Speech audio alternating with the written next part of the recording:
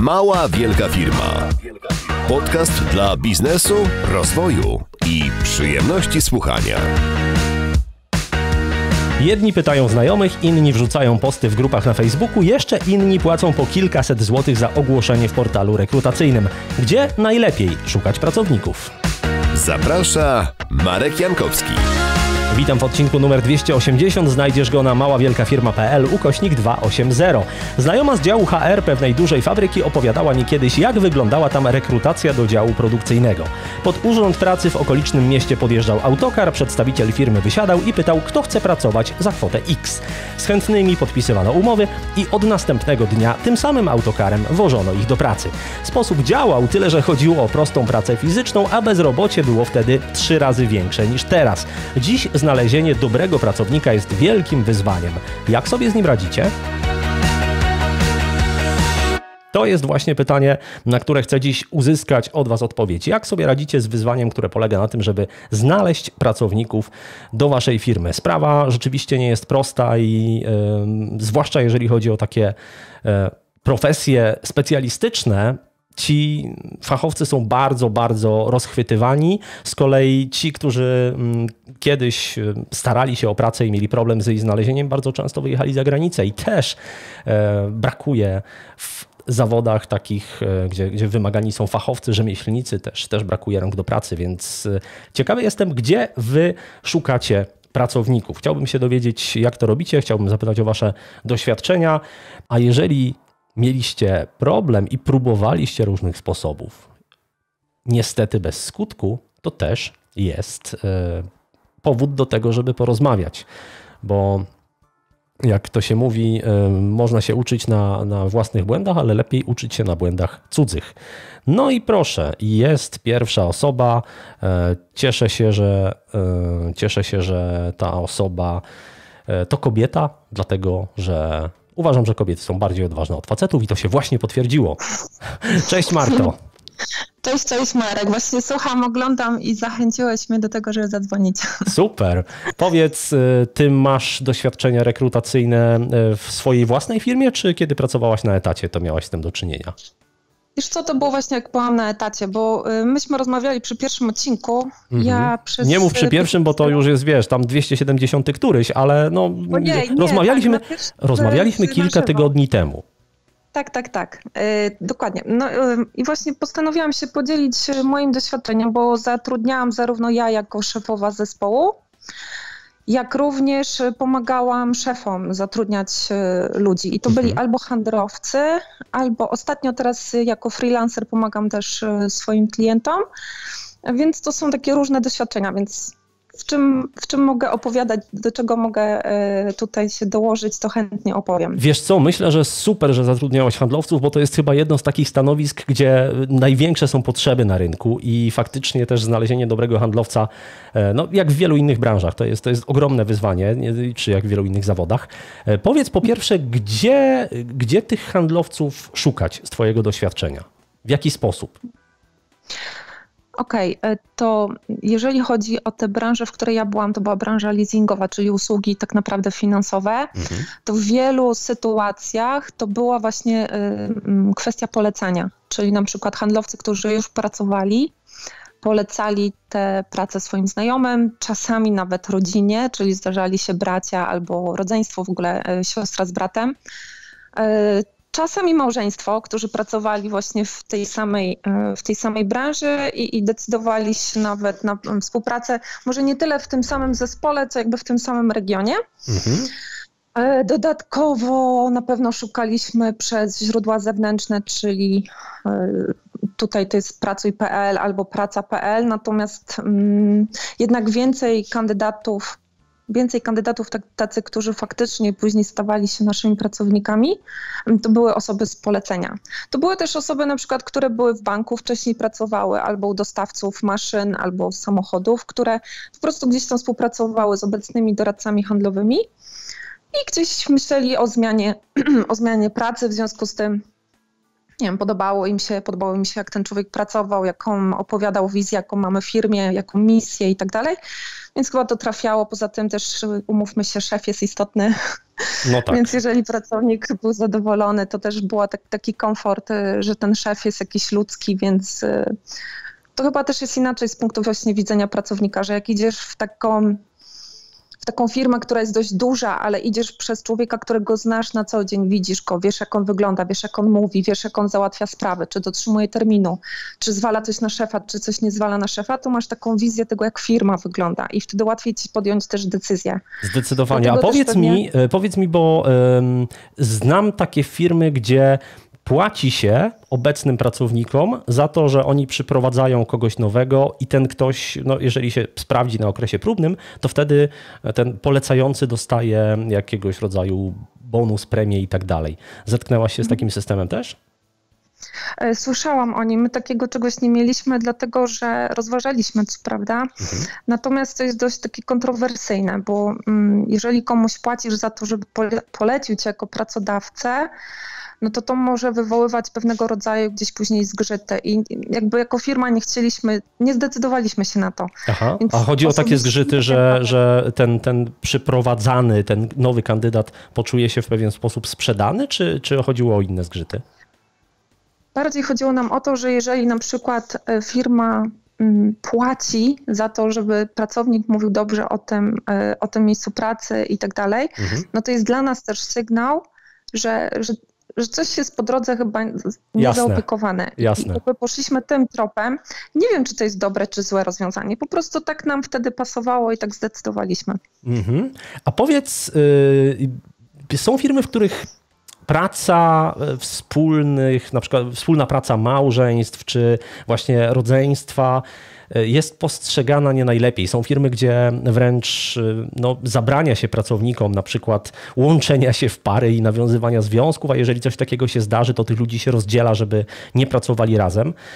Jak to wygląda z twojego punktu widzenia? Czy zapraszanie do firmy ludzi spokrewnionych ze sobą to jest dobry pomysł, czy nie do końca? Do firmy czy do zespołu, bo to bym rozdzieliła. Dlatego, no tak, do zespołu rzeczywiście. Jeżeli to jest zespół, gdzie na przykład te osoby mają zupełnie inny zakres obowiązków, to myślę, że to też jest kwestia tego, jak bardzo oni są odpowiedzialni i dojrzali, czy potrafią oddzielać kwestie zawodowe od prywatnych, bo to tutaj bym przyłożyła ten nacisk, bo czasami jest tak, że po prostu ta granica się gdzieś gubi i niechcący ludzie po prostu swoje domowe rzeczy rozgrywają w pracy i to jest niekorzystne z punktu widzenia pracodawcy i pewnie najczęściej od tego się obawia. Jednak jeżeli ludzie mają taki kręgosłup moralny, są tacy poustawiani, że w pracy jesteśmy w pracy, to nie ma problemu, bo ja widziałam takich ludzi, u nas nawet było sporo takich osób i oni sobie świetnie dają radę, natomiast czego unikaliśmy, to tego, żeby nie było tak, że szefowa bądź szef to jest mąż albo żona. To wtedy faktycznie trzeba się rozdzielić. Aha. Bo tutaj to już... Jesteśmy tylko ludźmi, więc generalnie to jest tylko proszenie się o kłopoty. Ja mam podobne zdanie. Zgadza się.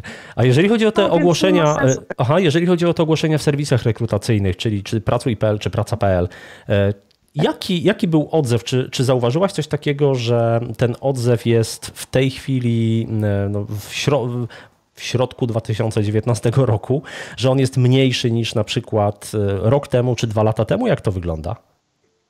Znaczy moje doświadczenie, jeżeli chodzi o te kwestie rekrutacji, one się skończyły rok temu, kiedy odchodziłam z firmy. Aha. Natomiast rzeczywiście było tak, że akurat stanowisko handlowca to była kwestia też tego, na jakiej formie jest zatrudniony taki handlowiec. I to często był takim argumentem, który powodował, że kandydaci byli wystraszeni, że muszą mieć na przykład swoją działalność. Podczas kiedy mogli się spotkać z szefem regionu, który tak naprawdę de facto on rekrutował i kiedy on opowiadał, co to tak naprawdę dla nas znaczy i jak my się rozliczamy, to już przestawało być takim argumentem za czy przeciw. Po prostu był to warunek i tyle. Bo to też jest kwestia tego, jak firma podchodzi do kwestii zatrudniania, nie? Jakby co jest istotne, więc najważniejsze było to, żeby z tym człowiekiem się spotkać. W związku z tym często ci kandydaci prawdopodobnie po prostu patrzyli na słowo w ogóle doradca handlowy i to było jakby, nie wiem, mniej istotne, mniej ważne, mniej takie, jak to się teraz mówi, sexy. Trudno to określić. Natomiast oczywiście tych zleceń nie było aż tak, znaczy tych kandydatur nie było aż tak dużo, jak na stanowiska inne typu specjalista. Rozumiem. Sama jakby nazwa robiła różnicę. No, później na rozmowach rekrutacyjnych to chyba jest tak jak chyba wszędzie, czy nawet przy zwykłym handlowaniu czy negocjacji, to po prostu sprzedaje się tą osobą, czyli ten szef tak naprawdę sprzedawał sobą to stanowisko, czyli tym, jakim jest szefem, jakie ma wartości, czego potrzebuje, co szanuje, czego unika.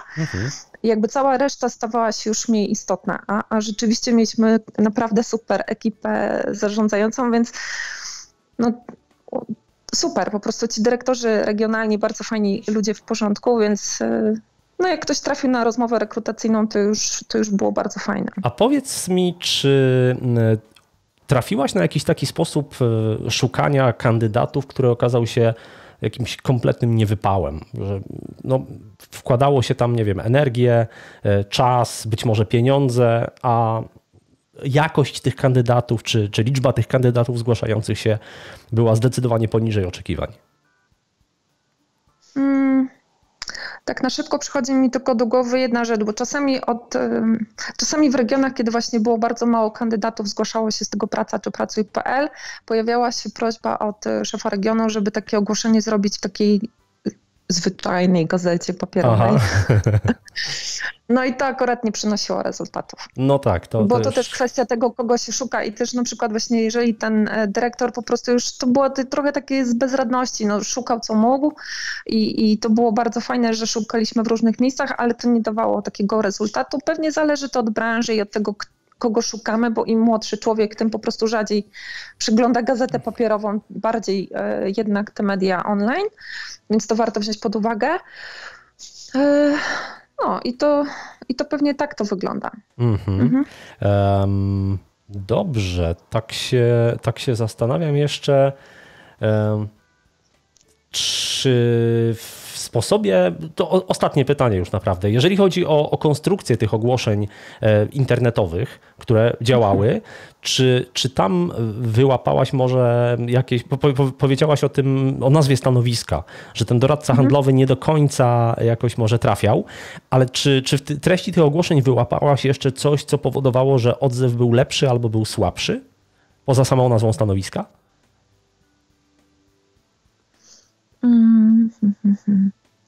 Wiesz co, tak, nie mam takich danych, trudno byłoby mi powiedzieć tak wprost, aczkolwiek pamiętam, że robiliśmy zmianę w ogłoszeniach, to było kilka lat temu, z takiego zwykłego, tam standardowego ogłoszenia na takie bardziej, czego cię potrzebujemy, czego się nauczysz i tak dalej, to było dobre.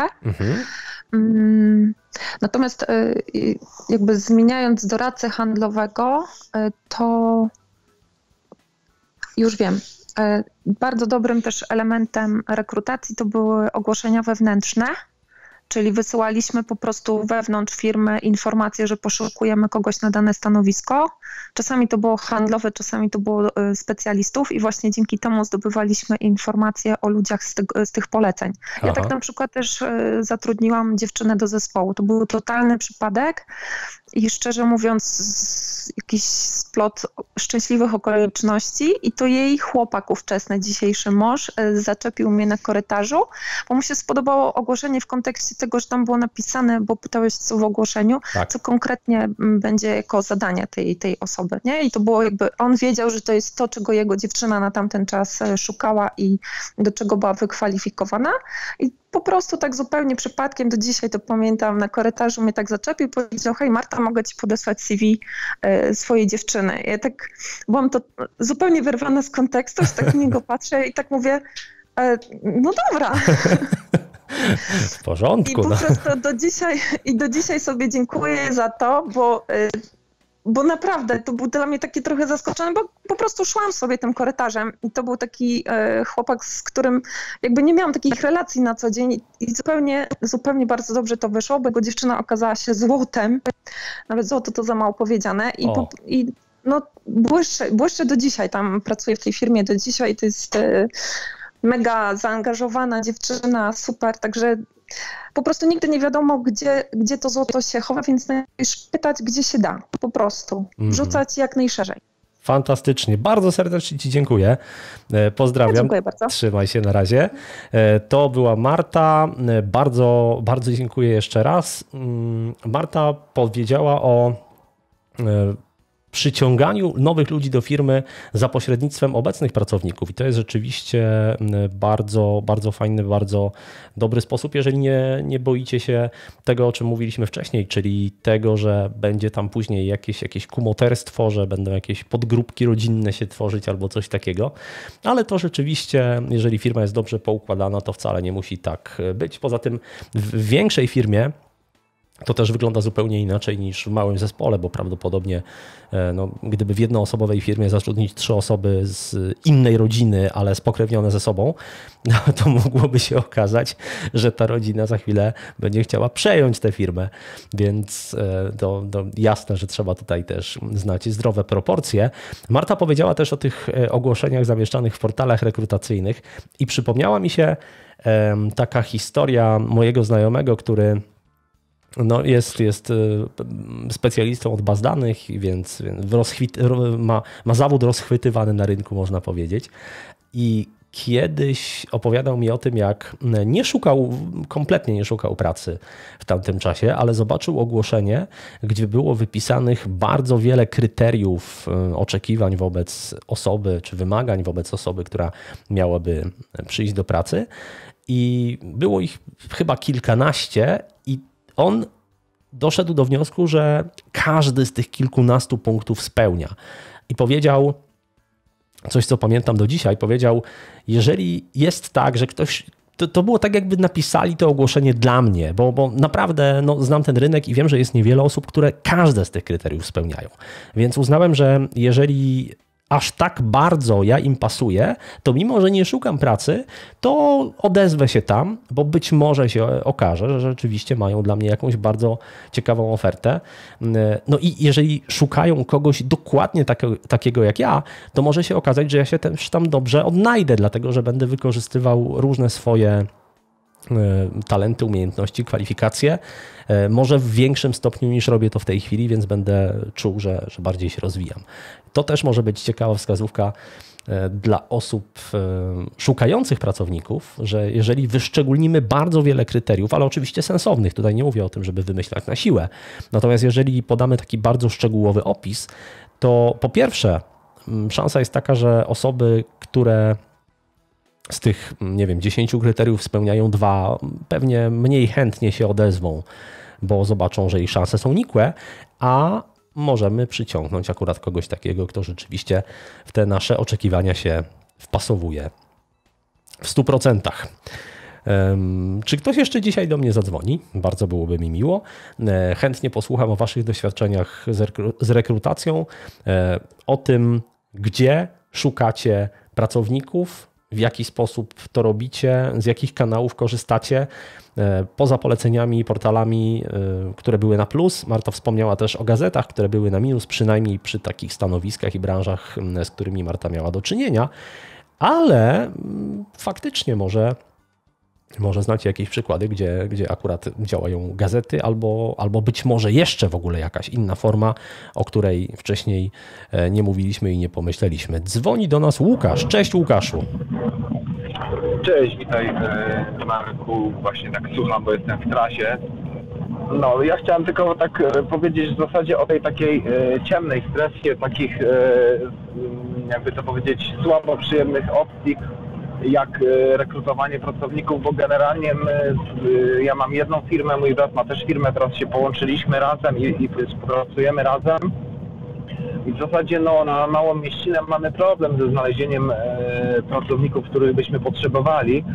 I stwierdziliśmy ostatecznie, że będziemy robić outsourcing i to już mamy tutaj problem jeden załatwiony, no ale tak czy inaczej potrzebujemy fizycznie jakiegoś pracownika i na przykład ogłoszenie, udało nam się teraz znaleźć chłopaka, wrzuciliśmy po prostu relację na Facebooku. Aha. Poszła jedna relacja, druga, trzecia, czwarta i nagle ktoś się zgłosił, po prostu przeklikując relację, bo z OLX zrezygnowaliśmy, bo żeby nikogo nie obrażać, ale po prostu niektóre platformy są adekwatne do tego, jakich ludzi można tam znaleźć, jak ludzie się odezwą na poszczególne ogłoszenia, żeby nikt mnie nie zrozumiał źle, że ja tutaj kogoś obrażam, ale no niestety tak jest niestety, no jak jeżeli młody potencjalny kandydat mówi mi, że nie umie wypisać CV na przykład, i mówi, że łamie stereotypy, no to już jest wszystko jasne, że w zasadzie nie nadaje się. Aha, no ale to super pomysł.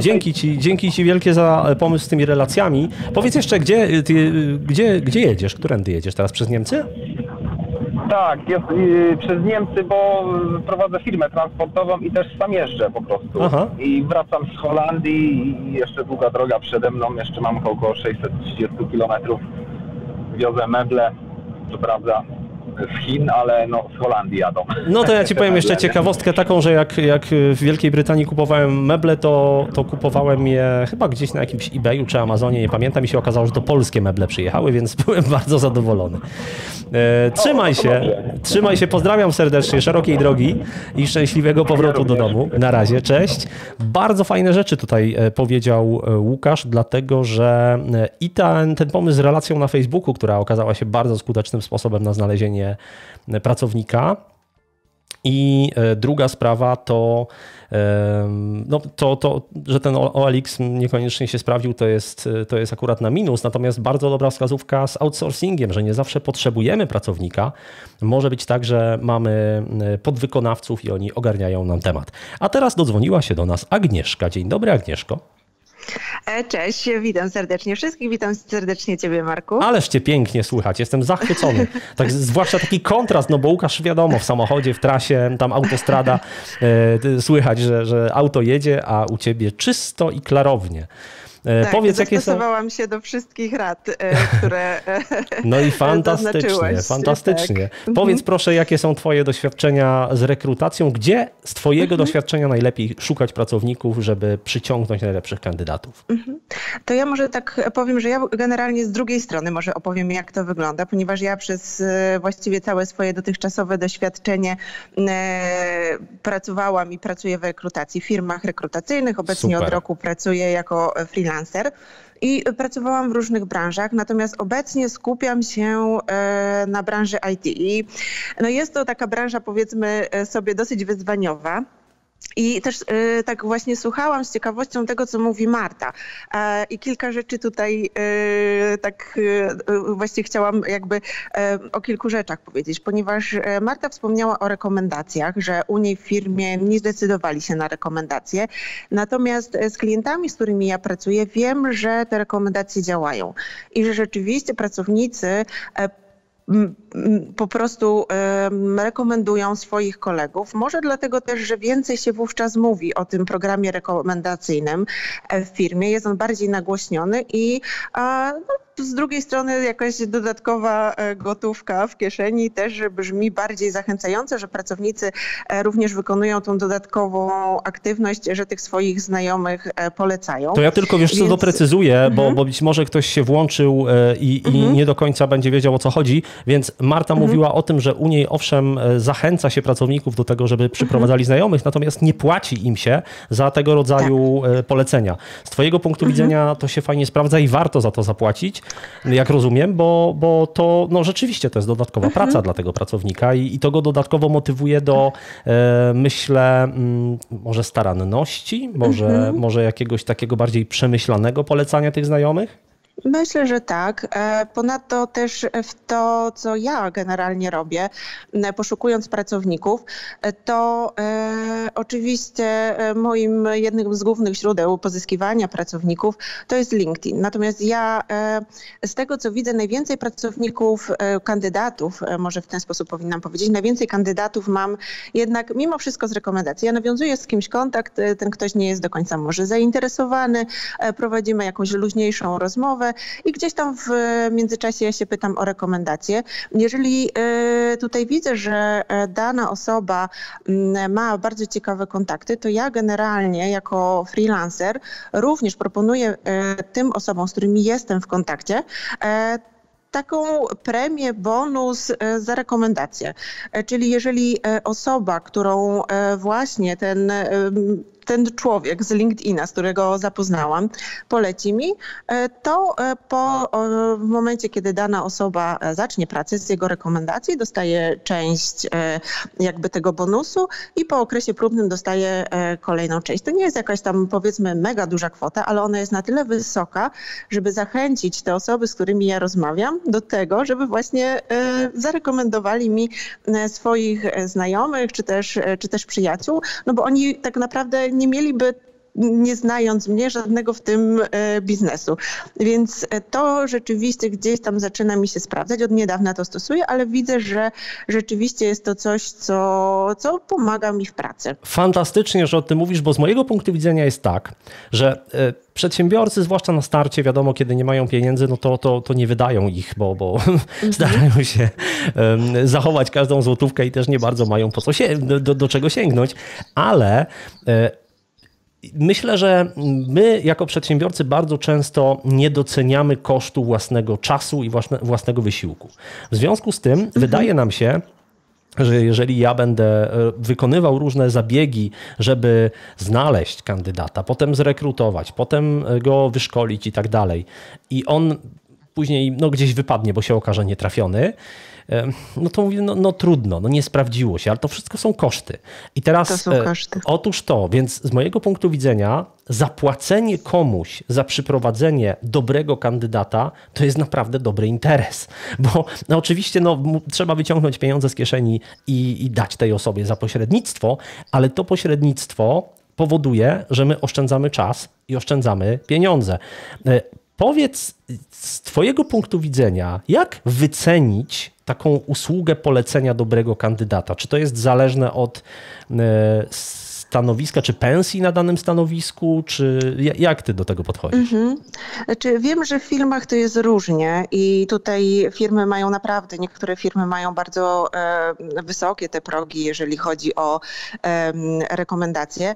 Natomiast ja podchodzę do tego, że dla mnie rekomendacja to jest tylko i wyłącznie to, że ktoś prześle mi nazwisko osoby, która ewentualnie może być zainteresowana i ja już z tą osobą tak czy tak muszę nawiązać kontakt, najczęściej przez LinkedIna. Rzadko mi się zdarza, żeby ktoś podał mi numer telefonu, raczej to jest podanie imienia i nazwiska, no i tak naprawdę to, że ja się mogę na tą osobę powołać. Więc ja generalnie wychodzę z założenia, że w przypadku takich poleceń, tak jak mówię, ja to dopiero testuję od niedawna, ja mam taką samą stawkę tak naprawdę na każde stanowisko, bo dostaję nazwisko, a wiadomo, resztą całą muszę się ja zajmować. Jasne. Więc ta osoba tak naprawdę musi sobie usiąść, przemyśleć, kto ewentualnie, przeczytać to, kogo ja poszukuję, no i zastanowić się, jakich znajomych może mi polecić. Więc na tą chwilę, nie mówię, że nie będę tego jakoś w przyszłości zmieniała, ale na tą chwilę mam po prostu jakby jedną stawkę, tak jeśli to mogę nazwać, którą proponuję właśnie kandydatom, osobom, akurat w tym przypadku z LinkedIna, które kogoś mi rekomendują. Okej, bo tak mówisz ciągle jedną stawkę, domyślam się, że nie chcesz jej jakoś tak zdradzać publicznie. Znaczy, wiesz co, powiem ci, jak mniej więcej wyglądają stawki na rynku, Okay. bo to też pewnie nie jest jakoś tam tajemnica. Ja się też między innymi w tych stawkach poruszam. Tak naprawdę firmy proponują od 500 zł do wręcz kilku tysięcy. No ja ze względu na to, że jestem jakby jednoosobową działalnością, nie mogę sobie pozwolić gdzieś tam żeby zaproponować komuś, nie wiem, 3 czy 4, czy nawet słyszałam o 9 tysiącach w przypadku stanowisk IT.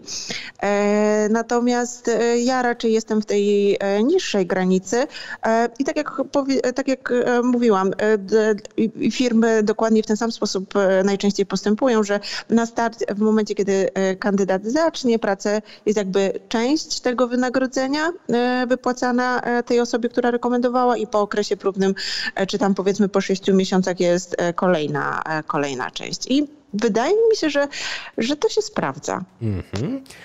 Dobrze, a poza tymi rekomendacjami, no i LinkedInem, który sam w sobie jest też narzędziem dobrym dla rekruterów, czy próbowałaś jakichś takich sposobów szukania kandydatów, które okazały się totalną porażką i nikomu nie polecasz?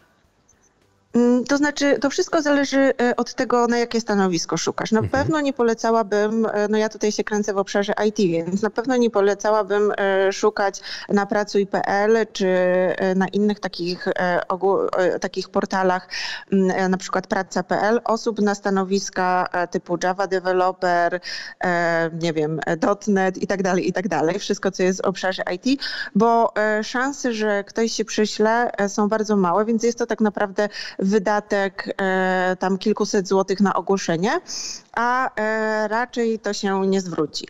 Natomiast jeżeli szukam w obszarze IT, ale na takie stanowiska entry level, czyli gdzie to doświadczenie jest minimalnie potrzebne, bądź szukam osób czasami bez doświadczenia, to wtedy pracuj.pl czy inne takie podobne portale się sprawdzą. To, co mi się nie sprawdziło, no raczej już jakby z takiego mojego doświadczenia, gdzieś tam podchodząc do tematu, wiem, co się nie sprawdzi, dlatego też raczej gdzieś tam zanim przystąpię do procesu rekrutacyjnego, robię sobie po prostu taką moje własne, powiedzmy, burzę mózgu i zastanawiam się, gdzie tak naprawdę powinnam danych kandydatów szukać. Bo tak jak na przykład Marta wspominała, handlowców jak najbardziej zamieściłabym ogłoszenie na pracuj.pl, bo tutaj jest duża szansa, że ciekawi kandydaci się przyślą. Natomiast, no tak jak mówiłam o tych wcześniejszych stanowiskach, raczej na pracuj.pl bym nie zamieszczała. Z takich ciekawych rzeczy, o których też pytałeś, co zamieszczać w ogłoszeniach, tak nie chcę tutaj rozwiązać worka, ale myślę, że warto o tym wspomnieć, to są widełki w ogłoszeniach, ponieważ no tutaj u nas niestety w Polsce bardzo rzadko się spotyka. Jest bardzo fajny portal No Fluff Jobs. To jest polski portal właśnie dedykowany do rekrutacji głównie osób z obszaru IT i tam jest wymóg właśnie podania widełek. Jeżeli pracodawca nie poda widełek, to po prostu nie może, mimo że te ogłoszenia są nie najtańsze, nie może po prostu zamieścić ogłoszenia. Ale cieszę się, że o tym powiedziałaś, dlatego że ja pamiętam, jak sporo już lat temu rozmawiałem z jednym właścicielem pensjonatu, który mówi, ja nie rozumiem, jak właściciele innych pensjonatów mogą zamieszczać swoje oferty w internecie i mieć strony internetowe, gdzie nie ma cennika.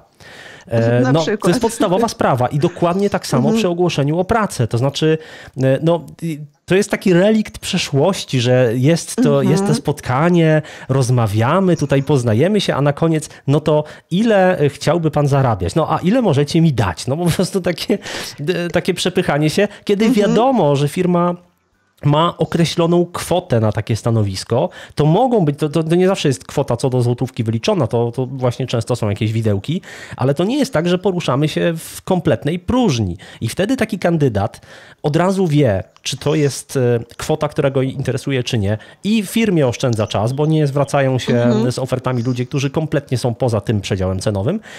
No i też ci kandydaci nie marnują swojego czasu nadaremno, żeby wysyłać oferty, które niczego im w niczym im nie pomogą. No właśnie nawet niedawno czytałam gdzieś w jednym z postów na LinkedInie, że firma prowadziła proces rekrutacyjny na bardzo wysokie stanowisko. To była raczej jakaś instytucja państwowa, natomiast stanowisko było naprawdę bardzo, bardzo ciekawe i kandydat stwierdził, że ma odpowiednie kompetencje, więc weźmie udział w rekrutacji. Był zdziwiony, że na żadnym z tych pierwszych etapów nie pojawiły się pytania o właśnie finanse. I tych etapów rekrutacji było chyba 7. I na samym końcu okazało się, że kandydat, który miał oczekiwania na poziomie 20 000 złotych, no bo brutto, ponieważ tak to stanowisko generalnie jest na rynku wyceniane i to nie była w ogóle zawyżona kwota.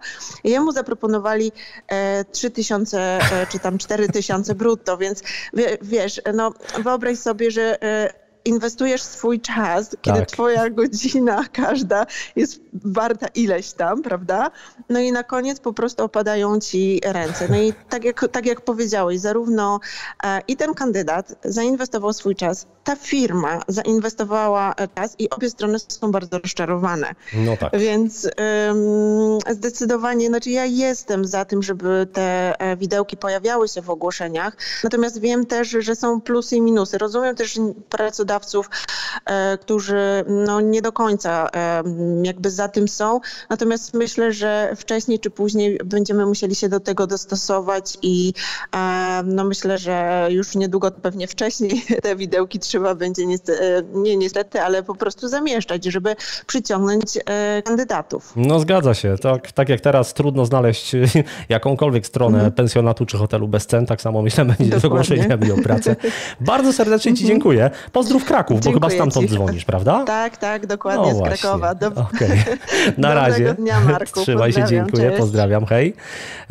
To była Agnieszka i widzę, że ktoś tam jeszcze próbował się do nas dobić, więc mimo, że to już godzina się zbliża, to jeszcze dam szansę. A, czyżby to był Krzysiek? Zaraz zobaczymy.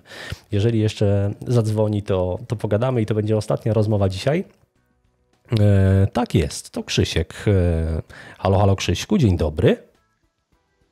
Cześć Marku, miło Cię słyszeć. I nawzajem, cześć. Ty również dzwonisz z Krakowa, prawda? Tak, ja dzwonię z Krakowa i również z branży IT. O, no to jest naprawdę, znaczy cieszę się z bardzo wielu powodów. Jeden z tych powodów jest taki, że w ogóle dużo ludzi z IT słucha podcastów i w szczególności małej, wielkiej firmy. Drugi powód jest taki, że to jest branża, gdzie rzeczywiście bardzo trudno jest znaleźć dobrych specjalistów, tak przynajmniej wiele osób twierdzi, a ty pewnie będziesz mógł to zaraz tutaj zweryfikować. No a trzeci powód jest taki, że to jest taka też branża na czasie, więc ja myślę, że coraz więcej osób w tej branży będzie działało, czy będzie się o nią ocierać na różne sposoby, więc mam nadzieję, że ten wątek bardzo im się przyda. Więc słucham Cię, jakie są Twoje doświadczenia z rekrutacją i z Twojego punktu widzenia, jak najlepiej szukać pracowników? Już tłumaczę. Natomiast ja nie będę mówił o internecie, gdzie jest zamieszczać ogłoszenia, ponieważ mógłbym być stronniczy, bo prowadzę serwis crossweb.pl, który jest bazą wydarzeń IT i bazą ofert pracy IT. Okay. Więc nie chciałbym tego tutaj porównywać do innych portali. Teraz chciałbym mówić o szukaniu pracowników poza internetem, offline, w branży IT. Rozumiem. Bo branża IT jest bardzo specyficzną branżą, gdzie ludzie się łączą w takiej społeczności i mają własne spotkania, szczególnie raz w miesiącu najczęściej, nazwane są barcampami, meetupami, jakkolwiek, gdzie wymieniają się wiedzą, są prezentacje i po prostu spędzają wspólny czas, no i uczą się wzajemnie. I moje doświadczenia, najlepszym sposobem, albo jeden z sposobów, aby takiego doświadczonego dewelopera znaleźć, jest zaangażować się w taką społeczność. Czyli na przykład, jeśli szukamy dewelopera JavaScriptu, to znaleźć w danym mieście, w Krakowie, w Warszawie, taką społeczność, gdzie oni się spotykają, przeniknąć do nich, poznać ich bliżej i wtedy z tego coś się fajnego urodzi. Tylko ważne jest to, aby nie wchodzić tam i nie od razu zagabywać. Fajna praca, fajna firma, chodź do nas, bo to nie działa, wręcz przeciwnie. Tylko dobrze działa kwestia dzielenia się wiedzą. Wchodzimy do takiej społeczności i na przykład prezentacje. Dzielimy się wiedzą, jak się u nas w firmie to dzieje, co robimy i wspólnie też ich uczymy. I po takiej prezentacji, nawet jak nie powiemy, że szukamy pracy, to osoby chętnie sprawdzą, skąd ten człowiek jest, co on robi. Być może kogoś szukają. A jeszcze na koniec powiemy, że szukamy do swojej firmy, powiedzmy, deweloperów i tylko tyle, to już zajawi a żeby później albo w kuluarach przy piwie, albo właśnie na stronie oni nas znajdą i będą dopytywać. Więc moim sposobem, który ja u siebie działam, ale też widzę moi klienci bardzo używają i ich bardzo polecam, to właśnie aktywność w takich społecznościach deweloperskich, społecznościach IT. Super, bardzo serdecznie Ci dziękuję. Trzymaj się, na razie, dobrego wieczoru. To był Krzysiek i ja jestem 100% przekonany, że to, o czym mówił Krzysiek, działa, dlatego że on nie jest jedyną osobą, która mi mówiła, że właśnie w branży IT to jest najlepszy sposób. Bo drugą taką osobą był Maciej Aniserowicz, który był gościem w 161 odcinku podcastu Mała Wielka Firma i tam rozmawialiśmy właśnie o tym, jak znaleźć programistę do różnego rodzaju naszych projektów. Mówiłem, że Krzysiek będzie ostatni, ale dodzwoniła się jeszcze Oksana, więc jeszcze Oksana. Dobry wieczór. Cześć. Cześć. Cześć Marek. Po pierwsze, skąd dzwonisz, powiedz? Ja dzwonię z Gdańska. Cudownie, Gdańska jeszcze dzisiaj nie mieliśmy. A po drugie, co byś mi poradziła? Szukam dobrego pracownika. Gdzie powinienem zacząć? Od czego? No właśnie chciałam powiedzieć, że ja mam doświadczenie w szukaniu pracowników, bo pracowałam w takiej dużej firmie IT i zatrudniałam na wszelkie stanowiska, nie tylko IT. Aha. A też mam doświadczenie w poszukiwaniu pracy, więc tutaj mogę powiedzieć też jakieś swoje takie wrażenie, na przykład, nie, że czasem bardzo długo trwa proces rekrutacyjny i na przykład osoba, która zatrudnia, nie może powiedzieć dokładnie, ile ten proces będzie trwał.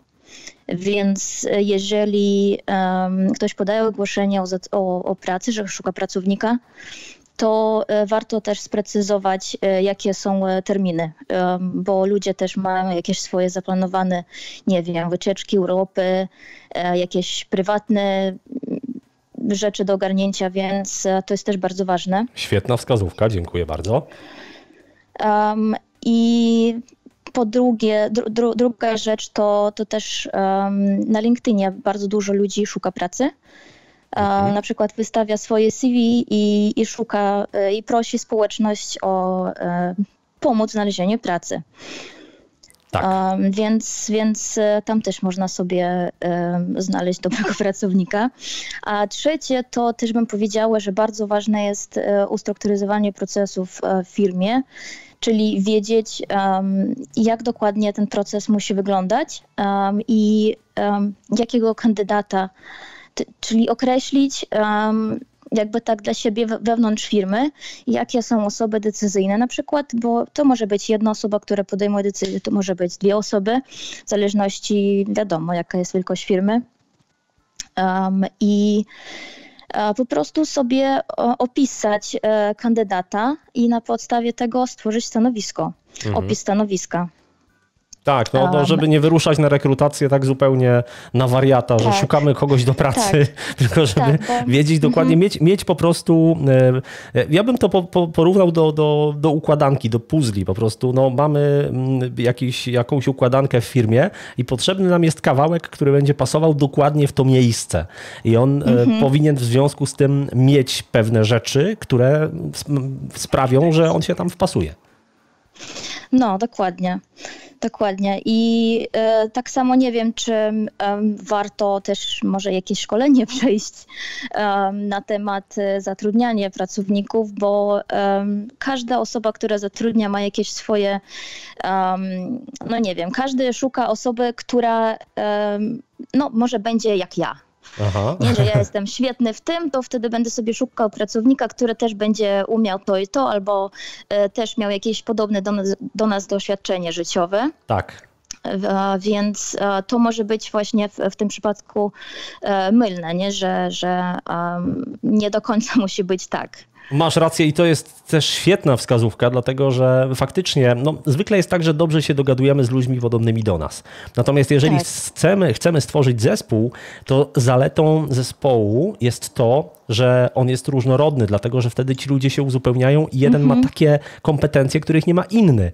Zresztą jak popatrzymy w tej chwili na zespoły piłkarskie, no to też nie jest przypadek, że te zespoły są takie wymieszane, że tam grają zawodnicy z różnych krajów, z różnych kręgów kulturowych i każdy z nich wnosi do drużyny coś takiego trochę innego, trochę swojego, dzięki czemu ta drużyna potrafi zaskakiwać przeciwnika, grać nieszablonowo i no to ją wzbogaca, myślę, więc bardzo, bardzo też cenna wskazówka. I kolejny raz ci dziękuję. Kto ci tam podpowiada? Dziękuję. To mój chłopak mi po prostu pomaga, bo się stresowałam bardzo. Właśnie, żeby zadzwonić. Bardzo dobrze, że ci pomógł. A jak chłopak ma na imię? Dawid. Dawid. Naprawdę dzięki wielkie, że namówiłeś Oksanę, dlatego że samo złoto po prostu płynie z jej ust. Dziękuję ci bardzo, Oksano. Czy jeszcze coś chciałaś dodać? Czy już no i właśnie też mi podpowiada, żebym przy okazji się zareklamowała, bo właśnie takie usługi prowadzę dla firm, właśnie doradcze, takie strukturyzacje procesów i tak dalej. Okej, powiedziałaś same mądre rzeczy, więc powiedz w takim razie również, gdzie cię można znaleźć. Mogę podać maila albo na Facebooku Oksana Dobrok-Chotowa. Myślę, że twoje, tak, bo Dobrok-Chotowa tam jest H po K, więc to trzeba, właśnie, to trzeba uważnie wpisać, ale jak chcesz, to zamieścimy również twoje nazwisko w notatkach do podcastu, więc kto chce, to znajdzie. Super, to wtedy mogę ci podesłać. Okej, no ja widzę tutaj na Skype'ie, także bardzo. Wiesz, ja mam już. Aha, no. Okej, tylko potrzebowałem twojej zgody, wiesz, żeby udostępnić. No. Okej, dobra. Dziękuję bardzo. Dzięki wielkie, pozdrawiam serdecznie. To była Oksana i to był ostatni telefon dzisiaj. Bardzo wam dziękuję, cieszę się, że się rozkręciliście, że odważyliście się zadzwonić, odważyłyście głównie dlatego, że dzisiaj panie dominowały i to jest też charakterystyczne, że zwykle właśnie w działach HR, w rekrutacji jest więcej kobiet. Może dlatego, że są lepsze. Jeżeli mówi się o czymś takim jak kobieca intuicja, nie wiem, czy już nauka tego nie obaliła, nie mam pojęcia.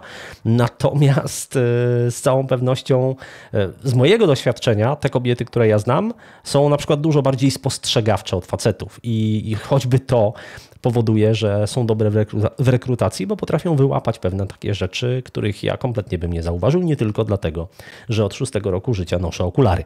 Bardzo serdecznie dziękuję raz jeszcze. Na koniec jeszcze jedna recenzja z iTunes, którą dostrzegłem, dodana niedawno. Jej autorem jest Sawik. Sawik napisał: duża dawka wiedzy, bardzo pomocny podcast w życiu zawodowym, w którym każdy znajdzie coś dla siebie. Gorąco zachęcam do słuchania.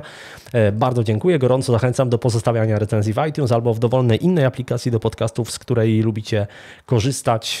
Małą, wielką firmę znajdziecie chyba we wszystkich aplikacjach, a jeżeli trafisz na jakąś taką aplikację, w której małej, wielkiej firmy nie ma, daj mi znać. Postaram się nadrobić tę koszmarną lukę. Bardzo dziękuję, trzymajcie się, przyjemnego wieczoru, bo wieczorem rozmawiamy. No i wszystkiego najlepszego, słonecznych wakacji wam życzę. Na razie, pozdrawiam, do usłyszenia.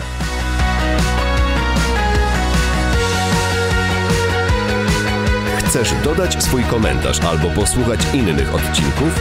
Zajrzyj na maławielkafirma.pl.